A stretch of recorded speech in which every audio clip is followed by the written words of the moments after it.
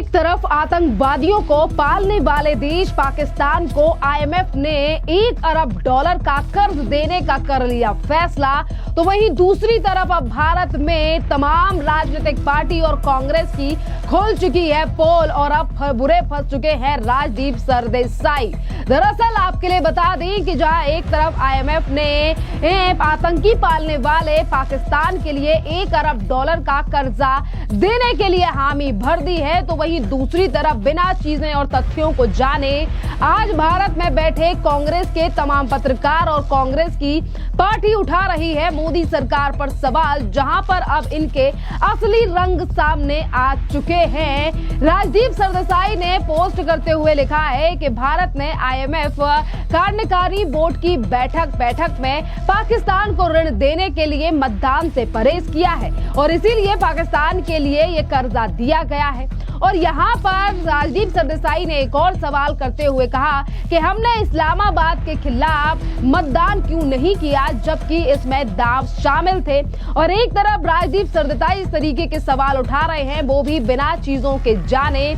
कि आपके लिए बता दें कि जब आईएमएफ में बैठक होती है तो वहां पर जो वोट दिए जाते हैं, या तो आप वोट नहीं करेंगे और वोट करेंगे तो सिर्फ हाँ का ही वोट करेंगे। यहाँ पे यही दो प्रावधान है, पर यहाँ कांग्रेस के नेता और कांग्रेस को समर्थन करने वाले पत्रकार कह रहे हैं कि आखिरकार भारत ने वोट क्यों नहीं किया, बिना गाइडलाइंस और चीजों के जाने हुए, नियम शर्तों को जाने बिना। एक तरफ राजदीप सरदेसाई ने इस तरीके से पोस्ट कर लगातार जनता उनसे पूछ रही है सवाल, तो वहीं दूसरी तरफ कांग्रेस के नेता उदित राज ने भी यही कहा कि वोट क्यों नहीं दिया मोदी सरकार ने, इस बात पर जवाब दे सरकार। सुनिए उदित राज का ये बयान कि किस तरीके से बिना चीजों के जाने, बिना तथ्यों पे स्टडी किए हुए आज वो अपनी ही सरकार पर सवाल उठा रहे हैं। उदित राज का बयान सुनिए, फिर आगे की चीजें आपको बताते हैं। अगर रंजिश पड़ता तो उसका प्रभाव ज़्यादा पड़ता और सरकार ने बॉयकॉट किया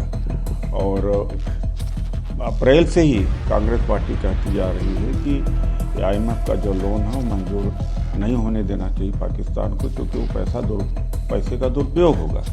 लेकिन दुर्भाग्य से हमारी सरकार ने बहिष्कार ही तक किया, लेकिन अगर वोट अंग्रेज देती तो इसका ज़्यादा असर पड़ता।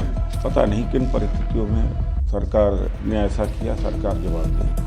देखिए आज जो कांग्रेसी बिना जाने भारत सरकार पर सिर्फ एक मौका ढूंढ रहे थे सवाल उठाने का, आज इन लोगों की असलियत तो सामने आ ही चुकी है। पर हम आपके लिए बताते हैं कि आईएमएफ कार्यकारी वोट में नकारात्मक वोट नहीं होता है। आप या तो प्रस्ताव के लिए मतदान कर सकते हैं, यानी कि अपनी हामी भर सकते हैं, हाँ के लिए वोट भर सकते हैं, या मतदान से दूर रह सकते हैं। यही दो प्रावधान आईएमएफ की कार्यकारी बैठक के हैं, या तो वोट दो या वोट देने से दूर रहो। पर आज कांग्रेस और उनके समर्थन के करने वाले लोग जो है वो भारत पाकिस्तान युद्ध के बीच में अपना विरोधी रुख फिर एक बार दिखा रहे हैं, जिनका उन पर जमकर जनता वार भी कर रही है कि कांग्रेस कितना भी अपना असली चेहरा छुपा ले, ये बार बार पर सामने आ ही जाता है। और अब आपके लिए बताते हैं कि भारत ने आज जिस तरीके से कड़ा विरोध तो भारत के द्वारा आईएमएफ की बैठक में किया गया था पाकिस्तान को फंडिंग देने के लिए,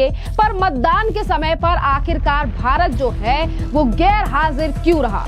अब देखिए सवाल पूछा भी जा रहा है कि भारत ने आखिरकार ये जो लोन दिया गया है पाकिस्तान को, इस पर वोट क्यों नहीं किया, और भारत के रहते हुए एग्जीक्यूटिव बोर्ड ने आखिरकार पाकिस्तान को कर्जा देने का फैसला कैसे कर लिया। देखिए इस पर जो सरकारी जानकारी सामने आ रही है वो ये है कि आईएमएफ के एग्जीक्यूटिव बोर्ड में 25 निदेशक होते हैं और वो सभी अलग अलग देशों के सदस्य या देशों के समूह का प्रतिनिधित्व करते हैं और ये बोर्ड की रोजमर्रा के फैसले भी करते हैं, जिसमें कर्ज देने का फैसला भी शामिल है। और यहाँ पर अगर संयुक्त राष्ट्र में हर देश के वोट का अपना महत्व होता है, लेकिन आईएमएफ में देश के आर्थिक आधार पर वोट की ताकत तय होती है। उदाहरण तौर पर अगर अमेरिका जैसे ताकतवर देश आर्थिक देश की वैल्यू वैल्यू काफी ज्यादा अधिक है। पर यहाँ पर IMF में जिस तरीके से अगर किसी देश को लोन देना है और किसी देश की आर्थिक स्थिति को लेकर बात होती है, तो इसलिए प्रक्रिया को आसान बनाने के लिए IMF सामान्यतः सम राय से फैसले करता है, यानी कि सामान्यतः आम राय से ही फैसले करता है। और ऐसे मामले जहां पर वोट डालने की जरूरत होती है, IMF की वोटिंग की व्यवस्था वो नहीं बल्कि वोट डालने का प्रावधान नहीं है। देखिए, वोटिंग व्यवस्था में नहीं का कोई ऑप्शन ही नहीं है। या तो निदेशक पक्ष में वोट डालेगा या फिर वहां से गैर हाजिर रह सकता है। और भारत ने पाकिस्तान को लोन देने के फैसले पर इसीलिए गैर हाजिर होने का फैसला लिया, क्योंकि अगर भारत वहां मौजूद होता तो शायद IMF ये सोचता कि भारत जो है वो पक्ष में है पाकिस्तान को कर्ज देने के लिए, और इसीलिए भारत रहा था गैर हाजिर। और देखिए, इस फैसले का इतिहास यहाँ पर भारत ने पहले अपनी बात एग्जीक्यूटिव बोर्ड के सामने रखी थी, पर जिस समय पर वोट की बारी आई तो भारत को बाहर होना पड़ा। क्योंकि बाहर इसीलिए गया भारत क्योंकि या तो आप वोट दीजिए या फिर आप बाहर वोट डालने से पीछे हो जाइए। तो भारत अपने कदम पीछे खींच लिए। पर यहाँ पर अब IMF को लेकर भी सवाल उठ रहा है कि IMF ने, यानी कि इंटरनेशनल मॉनिटरिंग फंड ने अब से कई साल पहले पाकिस्तान को ग्रे लिस्ट में डाला। उसके बाद कई और लिस्टों के नाम भी सामने आए, क्योंकि IMF ने कई बार पाकिस्तान को चेतावनी भी दी कि अगर आतंकवाद और ये तमाम चीजें जो पाकिस्तान में की जा रही हैं तो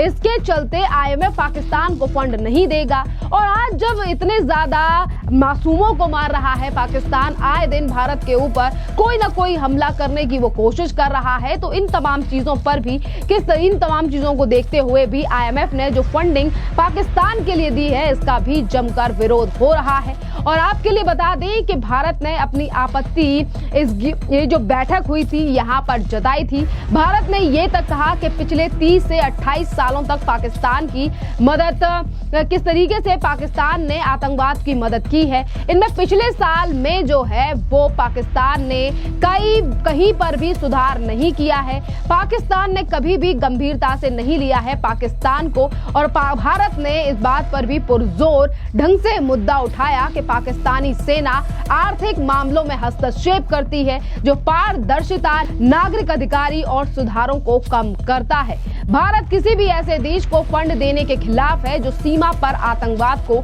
बढ़ावा देता है। भारत ने चेतावनी भी दी है कि ऐसी मदद वैश्विक संस्थानों की साख को नुकसान पहुंचा सकती है और अंतरराष्ट्रीय नियमों के ये खिलाफ है। यानी कि IMF के द्वारा जो फंडिंग दी गई है इस पर भारत ने पहले ही अपना सरकारी तौर पर विरोध दर्ज कराया है। पर इस पर भी देखिए कि किस तरीके से भारत सरकार का स्टैंड बिना देखे आज कांग्रेसी अपना ही एजेंडा लेकर चल रहे हैं और सरकार से इस तरीके के सवाल पूछ रहे हैं, वो भी बिना जानकारी के कि IMF के बैठक के क्या प्रावधान है, किस तरीके से IMF की बैठक होती है और किस तरीके से फंडिंग IMF के द्वारा की जाती है। इस पर आप बयान सुनिए, आप फॉर्मर डिप्लोमेट महेश सचदेवा का क्या कुछ कह रहे हैं। It's difficult to say, but I would imagine that Secretary of State Marco Rubio, when he spoke to Pakistani Prime Minister yesterday, might have mentioned this as one of the pinch points. He might have told Pakistani Prime Minister that the war has to come to an end before IMF can give more money, because it doesn't make sense financially or otherwise to bankroll a country that insists on promoting terror and also waging a war which seems to have no particular end. India's reservations, as published in the media, are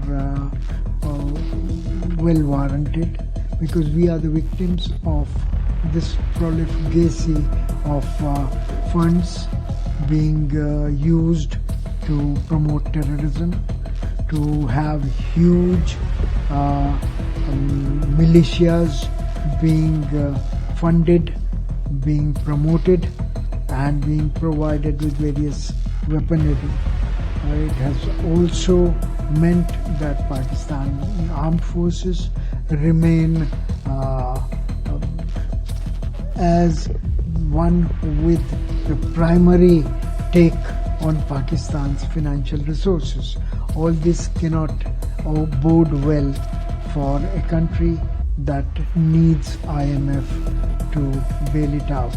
IMF has already put a number of conditions before the bailout, and Pakistani government has come to most of them, like raising prices of essential commodities, devaluing its currency, and also taking market-friendly steps. But these are unlikely to satisfy the IMF in the new situation. So my own prognosis would be that some funds may be released, but a greater number of promise for higher funds would need to remain for a future date to be considered when Pakistan has fulfilled these financial, monetary and political conditions. तो देखिए, आपने farmer diplomats का भी बयान सुना है कि उन्होंने किस तरीके से बताया है कि इस फंड का इस्तेमाल किस तरीके से पाकिस्तान आतंकवाद को बढ़ाने के लिए करेगा, और ये तमाम चीजें पाकिस्तान को पहले से पता थी, और इसीलिए कई जो मुस्लिम राष्ट्र हैं उन्होंने भी पाकिस्तान को पहले आर्थिक मदद पहुंचाई है। पर ये जो वॉर पाकिस्तान के द्वारा शुरू की गई है, इसको खत्म भारत ही करेगा।